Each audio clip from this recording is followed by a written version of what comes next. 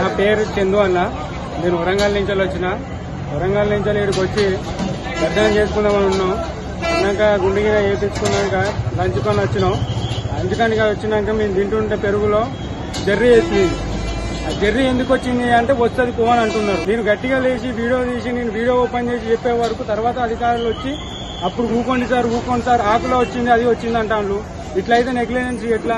మా లాంటి పిల్లలు మాకు ఇంకోళ్ళకైతే ఫుడ్ పాయిసింగ్ అయ్యి ఇంకేమన్నా అయితే సెక్యూరిటీ ఎట్లా? ఎవరు బాధ్యతలు ఉంటారు? ఇన్నెగ్లిజెన్స్ ఉండి మాట్లాడుతున్నారు వాళ్ళు మాతోని. ఆ బిహేవియర్ లేదు, నెట్టేస్తున్నారు, అందరి ముందర కిందికి రమ్మంటున్నారు. ఇది కరెక్ట్ కాదన్న. ప్రభుత్వం ఏదో ఒకటి ఇచ్చి వాళ్ళకి చర్య తీయాలి, చట్టంగా వాళ్ళకి మొత్తం అన్ని చేయాలి. ఎక్కడ వచ్చారు? ఎన్ని గంటలకు జరిగింది? ఇది 1:30కి అన్న. 1:30కి లంచ్ చేసుకున్నాం. లంచ్ చేసుకుంటేనే స్టార్ట్ అయింది. ఇది ఎక్కడ ఏ ఏరియాకి వచ్చారు? ఏ ఏరియాలో పోయి భోజనం చేశారు? 2 అన్న. ఎక్కడ? కన్నగిరి మాధవ నిలయం. మాధవ నిలయంకి వచ్చింది. ఏ ప్లేస్ లో? మాధవ 2లా. మాధవ 2లా. మీకు పంపించినాం. ఆ వీడియోలలో కూడా అధికారులు ఉన్నారు. వాళ్ళ చూసి వాళ్ళ యాక్షన్ తీసుకోవాల్సిన కోరుకుంటున్నా అన్న.